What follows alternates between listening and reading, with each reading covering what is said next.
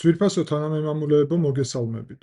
დღეს თქვენთან ერთად გავაგრძელებთ საუბარს ირანზე. ძალიან მნიშვნელოვანი ინფორმაცია არის, კერძოდ ერთ-ერთი საკითხი უკავშირდება მოსადის სავარაუდო სპეციალურ ოპერაციას ბანდარ აბასში, სადაც დიდი ალბათობით ნეიტრალიზირებული და ლიკვიდირებული არის ირანის საზღვაო ძალების მეთაური. თუმცა ამ ინფორმაციას დადასტურება სჭირდება ჯერ კიდევ, მაგრამ ის რომ აფეთქება მოხდა გუშინ ძალიან ძლიერი. რამდენიმე ადგილას ირანში და თქვენ ამას რუკაზეც ხედავთ, ერთი არის ბანდარ აბასში აქვე, რასაც აღნიშნეთ და მეორე აქ ერთ-ერთ ქალაქში და თეირანში, დედაქალაქში. ეს ფაქტია და გაზის გაჟონვაში დებენ ბრალს ხელისუფლების წარმომადგენლები მომხდარს, ანუ რეალურად ძალიან საეჭვო არის, რომ ერთ დღის განმავლობაში სამ ადგილას გაზის გაჟონვა და აფეთქებები მოხდა. დიდი ალბათობით და პრინციპში ებრაული სხვადასხვა წყარო ამას ირიბად ადასტურებს, რომ მოსადის სპეციალურ ოპერაციასთან გვაქვს საქმე. თან როდის? როდესაც დაგეგმილი იყო ორმუზის სრუტეში, აქ მდებარეობს ორმუზის სრუტე, ეს არის პრაქტიკულად ყველაზე ვიწრო ნაწილი სპარსეთის ყურიდან მთლიანად არაბულ ზღვაში და საერთაშორისო ოკეანეში გასასვლელად. და რეალურად მსოფლიო ნავთობის და ბენზინის შესაბამისი ნავთობპროდუქტების, ხო, მათ შორის გაზის, თხევადი გაზის მიწოდების ძალიან დიდი მნიშვნელობის მქონე არტერია არის საერთაშორისო მნიშვნელობის. იქ უნდა ჩატარებულიყო, დაგეგმილი იყო ირანის, ჩინეთის და რუსეთის ერთობლივი საზღვაო ძალების წვრთნები. და ეს წვრთნები ამ მომენტისთვის არის გაუქმებული. კონკრეტული მიზეზი რატომ არის გაუქმებული არ ვიცით, თუმცა ჩვენ ახლა თქვენთან ერთად დეტალურად ვისაუბრებთ, რას უკავშირდება წვრთნების საკითხი, რატო შეიძლება გაუქმებულიყო, ჩინეთი როგორ აწვდის ძალიან მეტ იარაღს ახლა ირანს და საერთოდ რა ხდება, რა პროცესები ხდება მათ შორის, იმიტომ რომ მნიშვნელოვანი განვითარებები არის სიახლეები, რაც მინდა რომ აუცილებლად გაგიზიაროთ. პირველ რიგში გთხოვთ რომ აუცილებლად მოიწონოთ ეს ანალიზი, ეს ძალიან მნიშვნელოვანია ჩვენი შემდგომი განვითარებისთვის, ჩვენი არხის, ასევე დაწერეთ კომენტარები, ასე იგი ჩვენი მოსაზრებები, ამავდროულად მოიწონეთ არხი, გამოიწერეთ არხი და ჩართეთ შეწყობინებები. დიდი მადლობა ყველას, ვინც ამას აკეთებს, ეს ძალიან მნიშვნელოვანი არის. გადავიდეთ უშუალოდ ახლა თემაზე, რომელიც არის აქტუალური. და უნდა ვთქვათ, რომ ირანის, რუსეთის და ჩინეთის წვრთნები დაგეგმილი ბანდარ აბასში, რა თქმა უნდა, იყო მნიშვნელოვანი გზავნილი საერთაშორისო საზოგადოების მიმართ, თუმცა საინტერესო ის არის, რომ კონკრეტულად მხოლოდ ირანი იმუქრება ცხადია ბანდარ აბასის, ანუ ორმუზის სრუტის ჩაკეტვით და არანაირი სხვა ქვეყანა ირანის მხარდაჭერას ამ პროცესში არ უცხადებს.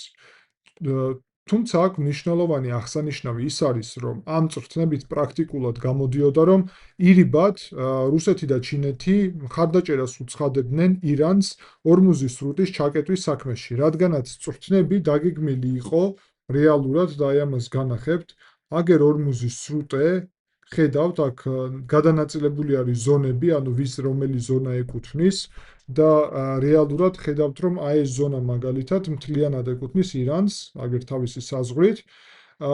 ეს ზონა ომანს ეკუთვნის, რადგანაც აი ეს ტერიტორია ომანის ტერიტორია არის და აგერ კიდევ ომანი. ეს არის გაერთიანებული არაბული საამიროები და მათ ეკუთვნით აი ეს ტერიტორიაც. ხედავთ? მოკლედ საინტერესო უცნაური გადალაგება არის, დაახლოებით ანკლავი გამოდის, ეს ექსკლავი უფრო სწორად გამოდის ტერიტორიული გაგებით, თუმცა საზღვაოთი არა ომანისთვის.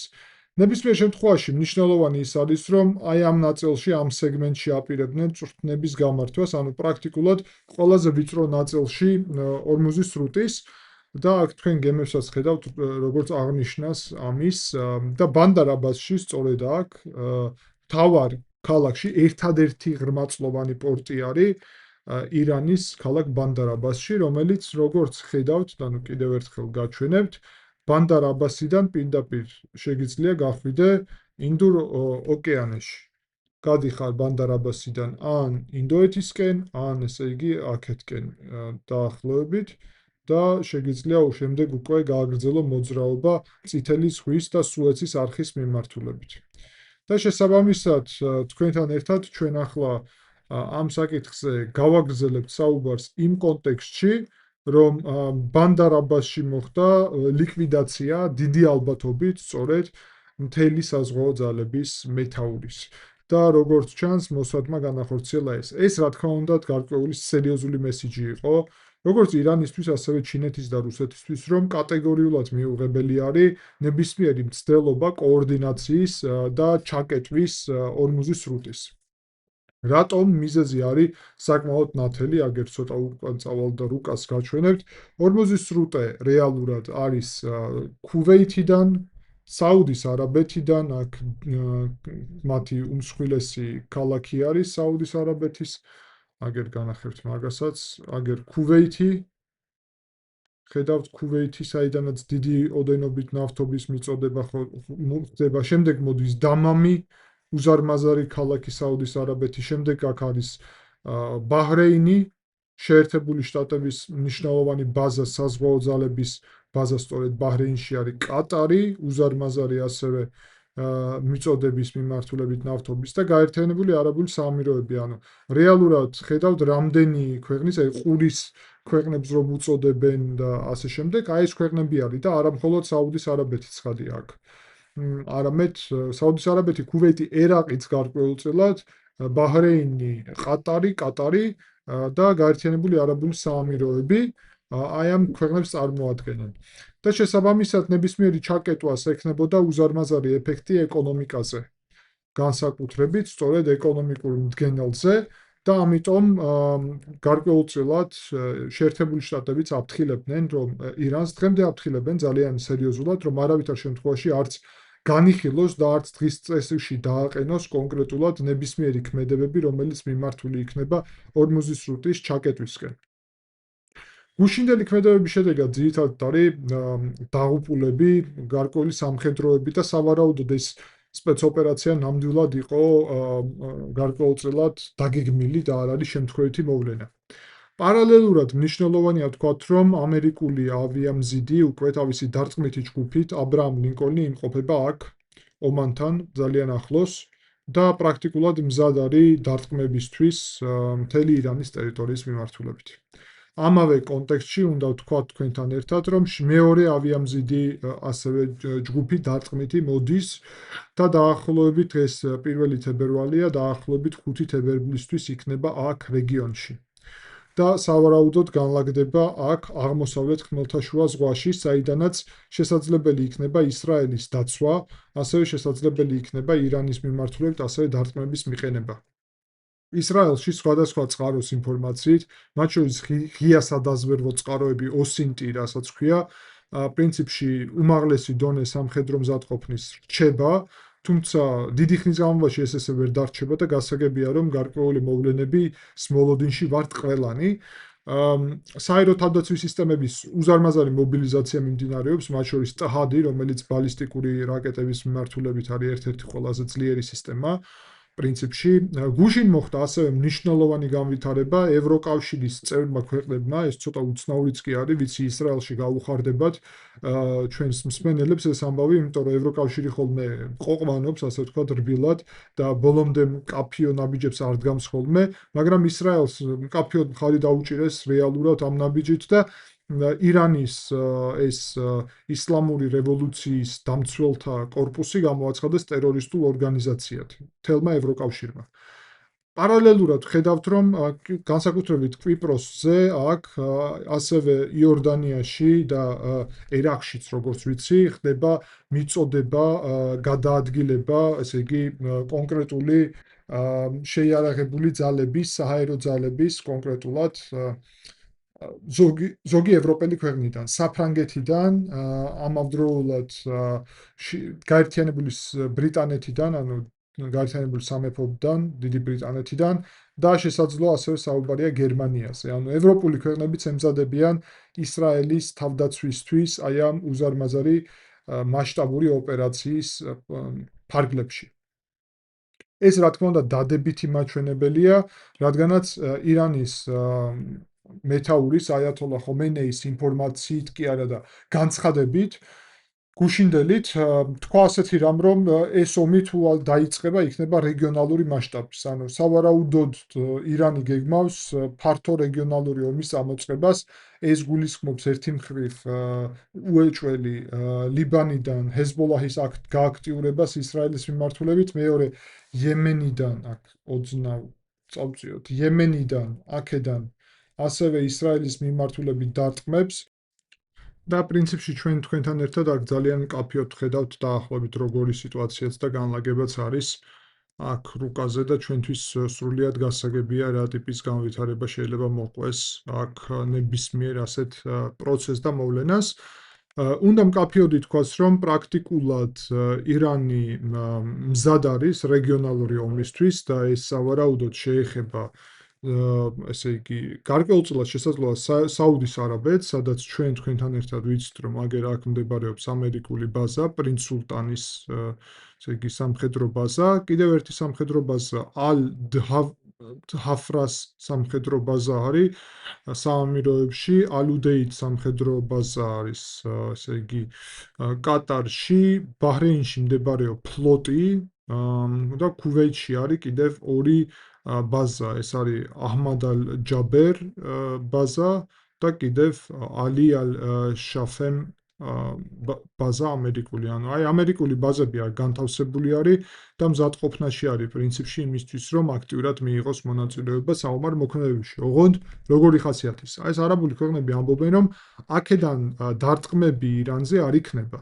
ანუ ეს არ არის ადგილები, საიდანაც დარტყმები ირანზე განხორციელდება, ეს იქნება თავდაცვის მიზნისთვის ამ რეგიონალური მოთამაშეების თუ მათ წინააღმდეგ იქნება დარტყმები. ანუ ასე რომ ეს ბაზები არის თავდაცვითი კომპონენტით.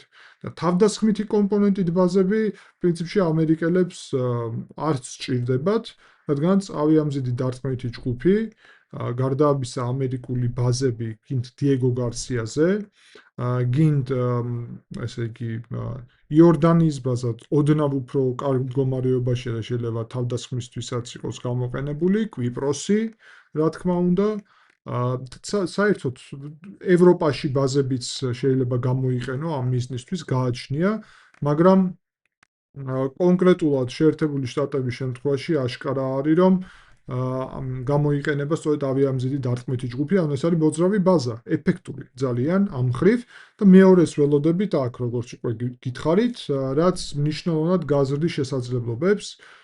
რეალურად ამ მომენტისთვის შესაძლოა ისრაელის გარკვეული ბაზებიც იყოს გამოყენებული, ეს ცალკე საკითხი არის და არა რეალურად ჩვენ ესეთი რამე არ გვახსენდება კონკრეტულად რომ ვთქვათ პრაქტიკულად არ გვახსენდება რომ შეერთებული შტატები ისრაელიდან რომ ქონოდა დარტყმები, განსაკუთრებით იმის გათვალისწინებით, რომ ისრაელის უსაფრთხოების უზრუნველყოფა იყო და რჩება შეერთებული შტატებისთვის პრიორიტეტული, შესაბამისად ეს ნამდვილად არ იყო ხოლმე ასეთი პრაქტიკა და გამოცდილება.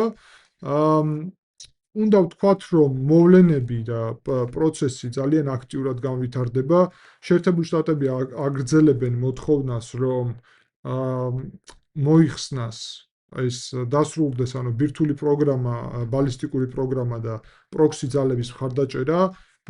ირანი უარს ამბობს ამაზე, თუმცა შემოვიდა აქ რეჯეფ ტაიპ ერდოღანი თემაში და რამდენიმე დღეა ამბობს, რომ მედიატორი ვიქნებიო შუამავალი და ირანის საგარეო საქმეთა მინისტრი არაქჩი იყო ჩასული თურქეთში და ცდილობს ახლა თურქეთი ამერიკასა და ირანს შორის მოლაპარაკებები დაორგანიზოს, მათ შორის საუბარია შესაძლოა ტრამპის, ერდოღანის და ხომეინეის, არ ვიცი ალბათ ფეჟეშკიანის მოლაპარაკებები, ესეთი სურვილი აქვს თურქეთს, სულ მცირე, რომლის ფარგლებში იდეა იმაში არის, რომ გარკვეული შეთანხმება მოხდეს. ნუ ამის მიზეზები მე განვმარტე თქვენთვის და ვთქვი თავის დროზე, რომ ამის მიზეზი არის მკაფიო, თურქეთს არ სჭირდება ძალიან სუსტი ირანი, მაგრამ არ სჭირდება ძლიერი ირანიც.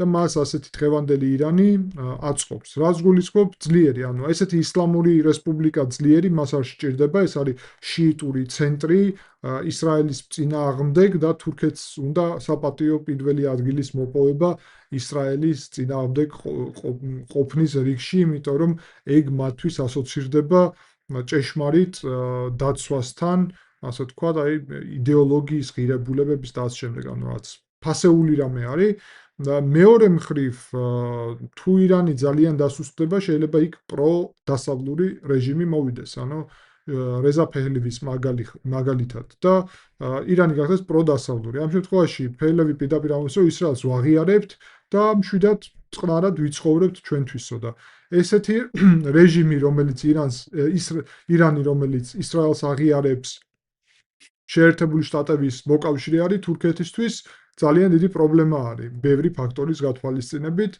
თურქეთი როგორც ცდილობს რამდენიმე სკამზე ჯდომის ეფექტურ პოლიტიკის წარმოებას რეგიონში.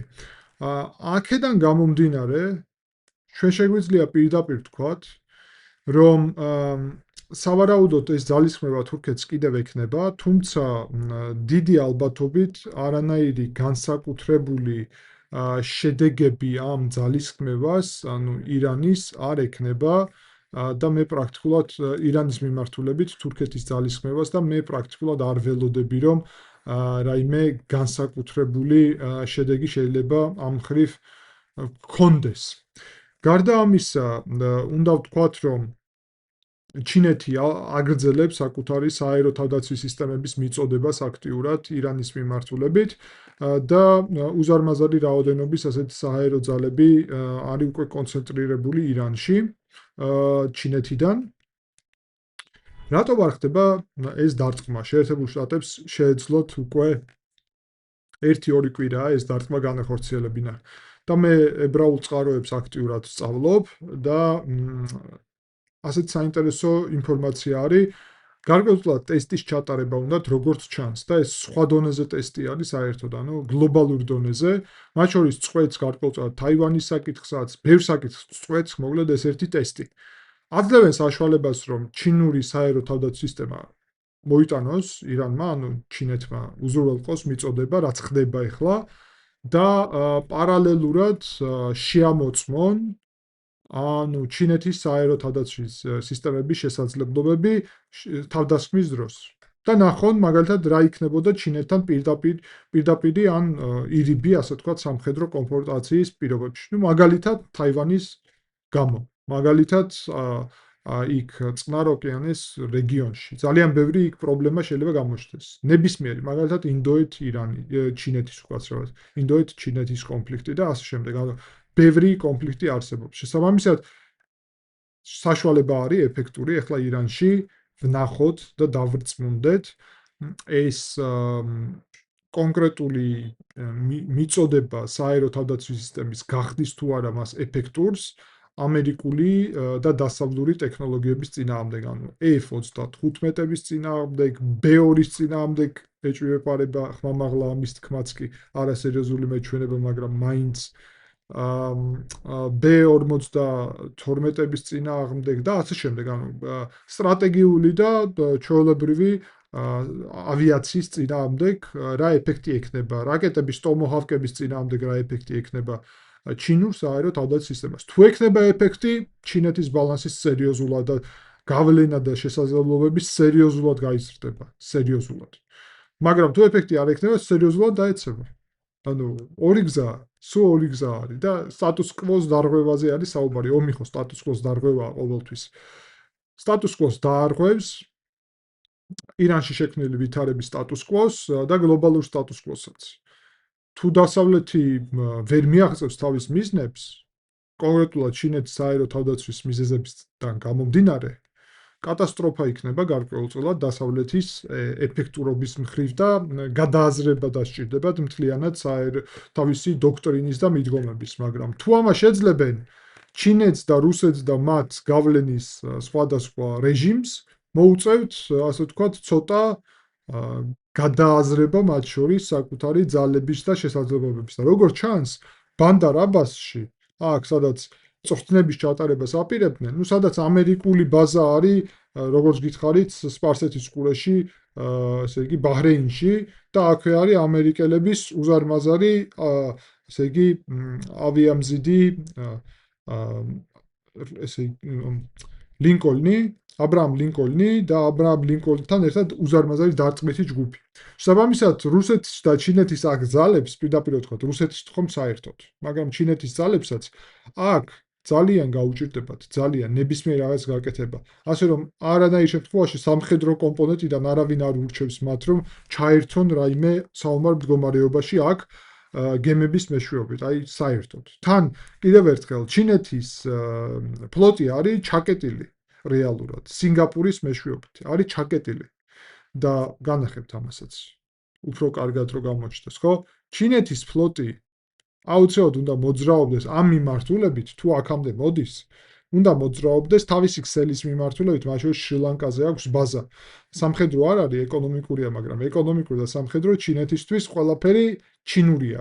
ყველაფერი ჩინეთის კომუნისტური პარტიის არის. ამიტომ, როდესაც ანაკლიარიზე არის საუბარი, რომ ჩინეთის გავლენა უნდა იყოს იქან, ფლობა, ხო, ეგ რას ნიშნავს, თქვენ კი ხვდებით. მეორე მომენტი არის, რომ სანამ მოხვალ აქ შრი-ლანკამდე თუნდაც, აუცილებლად უნდა სინგაპურის ნაწილი გაიარო. ანუ ჩინეთის გემები აქედან, აუცილებლად სინგაპურის გავლით, მალაკის სრუტის გავლით უნდა მოვიდნენ შემდეგ უკვე ორმუზის სრუტამდე. და იქ არის ამერიკული ბაზა, უზარმაზარი. სინგაპური არის ამერიკული გავლენის ცენტრი ამ რეგიონში, აგერ სინგაპური, როგორ მდებარეობს და რეალურად აი სინგაპურთან უნდა გაიარო, პრაქტიკულად სხვა გამოსავალი არ ხრჩება. მეორე გამოსავალი მაინც ამასაც განახებთ, არის აი აქედან რო წამოხვიდე, მაგრამ ეს საკმაოდ რთულია რეალურად, აი აქ იგივე რელიეფი და შესაძლებლობები ისეთი არ არის, კომფორტული არ არის ნამდვილად აი ამ ნაწილში რომ გაიარო ზოგადად, ნამდვილად არ არის კომფორტული და რეალურად ამის გამოყენება ხდება. თან მნიშვნელოვნად ახანგრძლივებს ასევე ნებისმიერ შესაძლებლობას თუ აი ამ მიმართულებით წავა და შემდგომ აქედან თუ წავა, ეს მეორე მომენტია, მაგრამ ნებისმიერ შემთხვევაში ეგრეც რომ გააკეთო, სინგაპურიდან ეგეც იფარება ჩვეულებრივ ეს მიმართულებაც და რეალურად ამიტომ ასე ვთქვათ, არანაირად ჩინეთს ეფექტური უცებ გადასროლა ძალების ირანის მიმართულებით, ორმუზის სრუტის მიმართულებით არ შეუძლია. არ შეუძლია, ეს არის რეალობა. რუსეთს ხო მით უმეტეს, ახლა არც დავიწყებ აღწერას, რუსები სად არიან, როგორ უნდა მოვიდნენ, ერთადერთი პორტი ჰქონდათ ლატაკიაში, სირიაში, ხმელთაშუა ზღვაში და ეგეც აღარ აქვთ. რეალურად და ჯერ თურქეთის გავლით უნდა გავიდნენ, იქ იმისთვის რომ აქ საერთოდ აღმოჩნდნენ, გულისხმობ კონკრეტულად შავი ზღვის მიმართულებას და ასე შემდეგ. მნიშვნელოვანი რჩება, რომ ეს დიდი ალბათობით რუსეთი და ჩინეთი პრაქტიკულად ღალატობენ საკუთარ მოკავშირეს და ერთადერთი რა მიმართულებასაც შეუძლიათ დახმარება, ეს არის განსაკუთრებით ჩინეთის სააერო თავდაცვის მიმართულებით.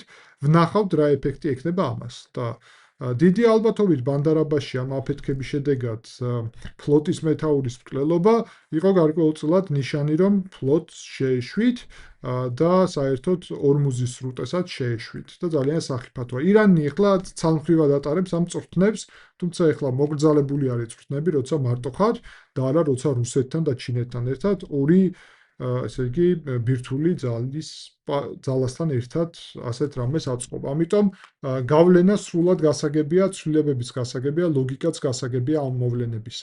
დასავლური ძალები ადგილზე კონცენტრაცია იზრდება, სპეცრაზმი აქ არის, მზადყოფნა ოპერაციისთვის არის პრინციპში, დიეგო გარსიაზე ინდურ ესე იგი ოკეანეში კონცენტრაცია იზრდება, აღმოსავლეთ ხმელთაშუა ზღვაშიც იზრდება პრინციპში, რეგიონი მზად არის, რეგიონალური ომის შემთხვევაში ცხადია, ისრაელიც მზად არის შესაბამისი დარტყმებისთვის, ლიბანის მიმართულებით, ნუ ირანის ხო გასაღებია და ასევე ჩვენ თქვენთან ერთად საუბრობდით სომალილენდზე და დარტყმებზე იემენის მიმართულებით, ანუ ეგ საკითხიც აუცილებლად იქნება, მათ შორის საჰაერო თავდაცვა შეიძლება ასევე აქედან ბერბერადან, აი აქ არის ბერბერა, პირდაპირ დაფაროს იემენიც და ეს საკითხი მოაგვაროს და ებრაელებმა ამ კუთხითაც ძალიან სერიოზული სტრატეგიული ნაბიჯი გააკეთეს ამ მიმართულებით. ხო, თუ ასეთი პროცესები დაიწყება, რა რისკები არის დევნილების, ამაზე ჩვენ ვისაუბრებთ ერთ-ერთ გადაცემაში და ბუნებრივი ნაწილი არის ასევე ციკლი, ხო, გადაცემების ციკლი გამოგვდის სხვადასხვა თემებზე. ამ მიმართულებით, რომ ნაბიჯების გადადგმა არის საჭირო, ეს ფაქტია და ეს არის ერთობლივი გარკვეული მოცემულობა სხვადასხვა ასეთი საკითხის და ასპექტის. საბოლოო ჯამში შეგვიძლია ვთქვათ, რომ კიდევ ერთი მნიშვნელოვანი მდგენელი, რომ პროტესტის ჩახშობა გრძელდება. ეხლა უკვე პროტესტი კი არ მიმდინარეობს აქტიურად, არამედ პროტესტის მონაწილეებს ეძებენ და გადაყავთ სპეციალურ საკონცენტრაციო ბანაკებში, საიდანაც იკარგებიან ეს ადამიანები, ანუ რეჟიმი რეალურად ანადგურებს ყველას, ვინც რეჟიმს ებრძვის. ეს არის დიქტატურა და რეალური გამოსავალი შიგნიდან სამწუხაროდ არ არსებობს, უნდა იყოს გარე ინტერვენცია, ჩარევა და სავარაუდოდ უახლოესი დღეების განმავლობაში ან მაქსიმუმ კვირეების ჩვენ ვიხილავთ აქ მნიშვნელოვან ასეთ განვითარებას. დიდი მადლობა ყურადღებისთვის, არ გვაუწყდება დალაიქება და გამოწერა არხის, შეხვდებით შემდეგი ანალიზის დროს.